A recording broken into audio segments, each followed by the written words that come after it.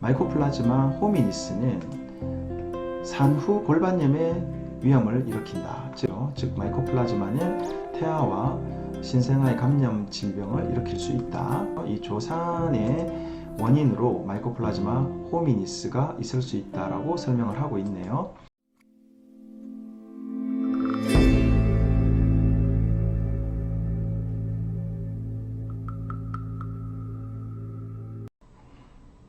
안녕하세요. 산부인과 전문의 오상인입니다. 오늘은 임신 중 성병성 질염 5번째 마이코플라즈마에 대해서 설명하는 시간을 가져보겠습니다. 지난 시간에는 이 마이코플라즈마가 성병균인가 아닌가, 그리고 어떻게 진단하고 치료하는가, 이런 설명을 했었는데요. 오늘은 이 마이코플라즈마가 임신부와 뱃속 태아에게 어떤 영향을 미치는가에 대해 설명하는 시간을 가져보겠습니다. 질염을 일으키는 마이코플라즈마의 종류 하면은 마이코플라즈마 호미니스가 있고 마이코플라즈마 제니탈리움이 있습니다. 그 외에도 마이코플라즈마는 다른 종류의 세균들도 있어요. 마이코플라즈마 뉴모니에 이런 균들은 폐렴을 일으키거든요. 근데 어쨌든 산부인과적으로 의미가 있는 마이코플라즈마는 호미니스와 제니탈리움입니다. 그래서 산부인과 교과서를 살펴보면 37장에 마이코플라즈마 호미니스는 산후 골반염의 위험을 일으킨다. 즉 애 놓고 나서 골반 안으로 균이 침투해서 염증을 일으킬 수 있다. 이렇게 설명하고 있고, 64장 감염편을 살펴보면 태아와 신생아에게 감염을 일으키는 바이러스나 세균, 그리고 원충, 이런 것들을 쭉 이렇게 나열해 놓은 테이블에 보면 여기 마이코플라즈마가 있죠. 즉 마이코플라즈마는 태아와 신생아의 감염 질병을 일으킬 수 있다. 그리고 42장에 보면 조산, 그러니까 아기가 빨리 태어나는 거죠. 이 조산의 원인으로 마이코플라즈마 호미니스가 있을 수 있다라고 설명을 하고 있네요.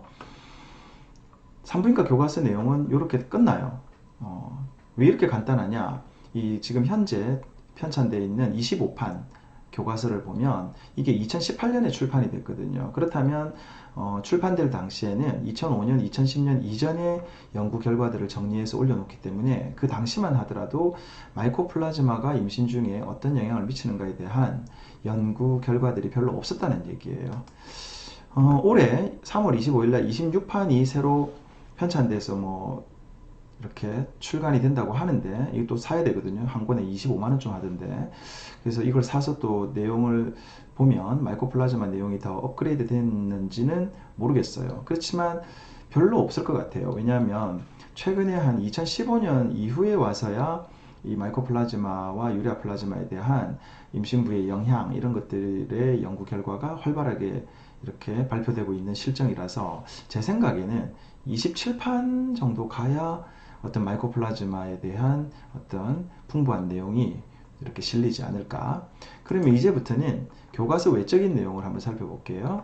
미국 질병관리청 홈페이지에 가면 Sexual Transmitted Infection, 즉 성병이죠. 성병 치료 지침 2021에 보면 마이코플라즈마 제니탈리움이 나오는데, 지난 시간 강의에서 제가 마이코플라즈마 제니탈리움은 성병이라고 했어요. 그래서 이제 그때도 이 홈페이지 내용을 실었는데, 여기 내용을 보면 조산, 자연유산, 그리고 불임의 위험성을 2배 높인다. 그렇게 설명되어 있죠. 근데 이제 이 마이코플라즈마 제니탈리움이 대체로 무증상 경우가 많다. 이 무증상이라는 데가 좀 의미가 있는 거예요. 그러니까 많은 여성들이 이 균을 가지고 있을지라도 증상이 없다 보니까 자기가 감염된 것조차 모르는 거예요. 만약에 본인이 증상이 있고 감염된 사실을 안다면 산부인과에 와서 치료를 하려고 하겠죠. 그렇지만 무증상인 경우가 대부분이다 보니까 균을 가지고 있어도 치료할 생각도 안 하고, 그리고 또 임신이 되는 거예요. 그러니까 임신이 돼 가지고 이제 면역이 낮은 상태로 접어들면 또 일부 임신부들에서는 이 균이 증식을 활발하게 해서 질염이나 자궁경부염과 같은 증상을 일으키거든요. 이제 그런 경우에 앞에서 말했던 조산이나 자연유산의 위험성을 이렇게 여기 홈페이지에서는 2배 높인다 라고 되어 있죠. 그래서 무증상이라서 문제가 많다, 이런 식으로 이제 설명하고 있는데, 그럼 다른 내용들은 또 어떤가 하고 살펴볼게요. 그래서 이제 여기 보면 2010년도 한 논문을 보면 젊은 도시 임신부에서의 마이코플라즈마 제니탈리움하고 마이코플라즈마 제니탈리움과 자연유산의 관계에 대해서 연구를 했네요. 연구 결론은 자연유산의 위험성을 증가시키지 않는다. 이렇게 결론 난 거예요. 이게 이제 성병균이니까 여성이 감염되어 있으면 균이 자궁 안으로 타고 올라가서 아기집을 이렇게 공격을 해서 자연유산을 일으킬 것 같은데 이 연구에서는 관계가 없다. 그런데 이 연구의 단점은 이제 환자가 220명을 대상으로 연구를 한 거기 때문에 굉장히 소규모 연구인 거죠. 그리고 이제 2023년도 또 발표된 한 논문을 보면 이 논문의 제목은 도시공중건강센터에서 일어난, 그러니까 도시공중건강센터는 뭐 우리로 하면은 공공의료원쯤 되겠죠. 거기서 일어난 조산과 마이코플라즈마 제니탈리움과의 관계, 이게 뭐 미국 보스턴 지역에서 발표된 연구된 논문인 것 같아요. 그래서 그 연구 목적이 자궁 경부에 마이코플라즈마 제니탈리움이 검출되는 경우에 조산의 위험성을 일으키는가 하고 조사를 해봤더니 관계가 없다. 그래서 뭐 관계 없었다 하고 결론을 내렸는데 이 역시도 100명의 환자를 대상으로 했기 때문에 역시 소규모 연구였던 거예요. 2016년에 이러한 연구자들이 한국 질병관리청에 논문에 등재를 했더라고요. 발표를 했는데 정상 임신 여성에서 마이코플라즈마 제니탈리움 감염과 자연유산 간의 연관성을 연구한 논문이었어요. 이 논문 내용도 보면은 관계가 없다. 그래서 이 논문의 그 환자 수도 109명. 그러면은 제가 이제까지 3편의 논문을 설명하면서 마이코플라즈마 제니탈리움이 성병균이고 또 세균이니까 당연히 자연유산과 조산의 위험을 높일 것 같은데 이 논문들은 관계가 없다라고 발표를 했죠. 사실 이런 논문들은 각 나라마다 각 지역마다 뭐 굉장히 연구 발표가 많이 되고 있었어요. 근데 어떤 나라의 논문들은 위험성을 높이더라. 또 제가 보여준 이런 논문들은 위험성을 안 높이더라. 이렇게 다양한 이제 연구 결과들을 발표하는 거예요.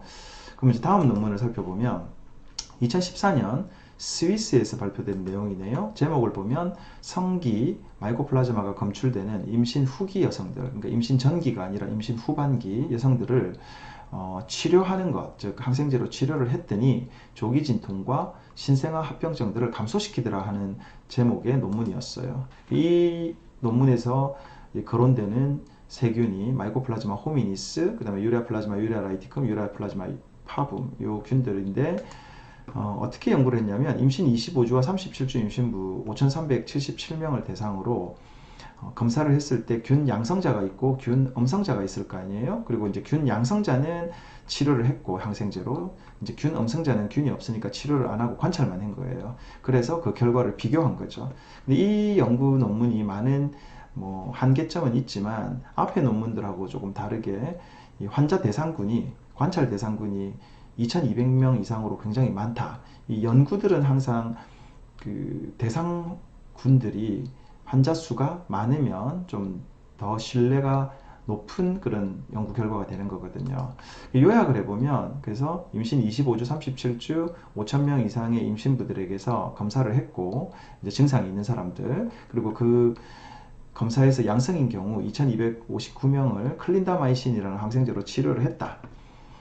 그랬더니 조산도 감소하고 신생아 합병증인 폐렴 같은 것들도 잘 안 생겼다. 뭐 이런 식으로 발표를 하고, 결론은 임신 중에 질염이나 자궁경부염과 같은 증상이 있는 임신부들에 대해서 이렇게 마이코플라즈마를 검사하고 선제적으로 항생제를 치료하면 조산과 신생아 합병증들을 감소시키는데 좀 의미가 있지 않겠느냐라고 발표를 했지만, 사실 또 이 논문의 단점은 이 클린다마이신이라는 항생제가 꼭 이 마이코플라즈마만 치료하는 게 아니거든요. 그 외에 뭐 가드네렐라균이라든지 박테로이데스라든지 아니면 스타필로코커스나 스트레토코커스, GBS 이런 여러 가지 세균들도 치료할 수 있기 때문에, 그러면 과연 이 항생제를 쓴 그룹이 마이코플라즈마를 치료해서 조산을 억제하고 신생아 합병증을 억제한 것인가, 아니면은 다른 세균들이 죽어서 그런 합병증들이 줄었는가, 그걸 감별할 수가 없어요. 그래서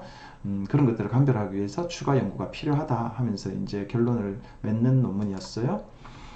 2017년에 또 나와 있는 한 논문들을 살펴보면 제목이 이 최근에 등장하는 원인균, 그러니까 새롭게 등장하는 원인균에 대해 현재까지 알려진 지식 하면서 여성에서의 마이코플라즈마 제니탈리움, 그러니까 2017년에야 또 이 세균을 연구하는 그 연구 논문에서 새롭게 등장하는, 사실은 뭐 이 마이코플라즈마는 훨씬 그 이전부터 알고 있었던 거지만 이게 조산이랑 뭐 자연유산이랑 뭐 이런 임신 합병증들 또는 신생아 합병증들 이런 것들을 일으키는 것에 대해 본격적으로 연구한 건 한 2015년 이후인 것 같아요. 그러다 보니까 이 새롭게 등장하는 원인균 마이코플라즈마에 대해서 한번 이렇게 검토해 보겠다 하고 이 논문을 쓴 거예요. 2017년에. 그래서 그 내용을 살펴보면 여성에서 마이코플라즈마 제니탈리움은 자궁경부염, 골반염, 조산, 자연유산 그리고 불임의 위험성을 2배 높인다.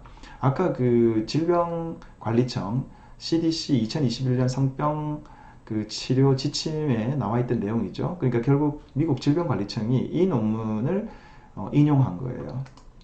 그래서 이제 그 내용을 또 논문을 살펴보면 조산 위험성, 마이코플라즈마 제니탈리움은 조산을 2배 이상 증가시키더라. 근데 매독과 임질하고 비교해 보니까 매독 임질은 5배, 6배를 증가시키고 또 다른 성병인 트리코모나스나 뭐 세균성 질정 같은 경우에는 조산 위험성을 0.4에서 0.8배 증가시키더라. 결국 세균성 질정 같은 그런 감염보다는 이 마이코플라즈마가 좀 더 위험성을 높이고 또 임질이나 매독보다는 위험성이 좀 낮다 이렇게 설명하네요.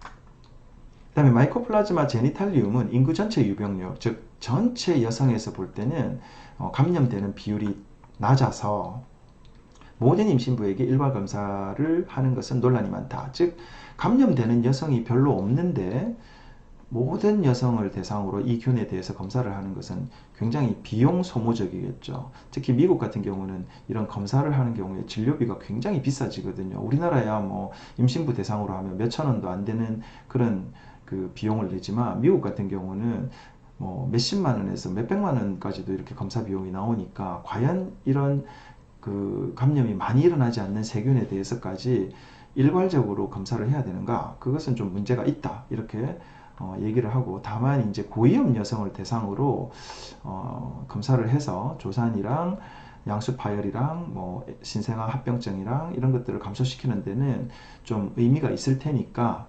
전향적인 연구가 필요하다 하고 이 논문을 제시하고 있네요.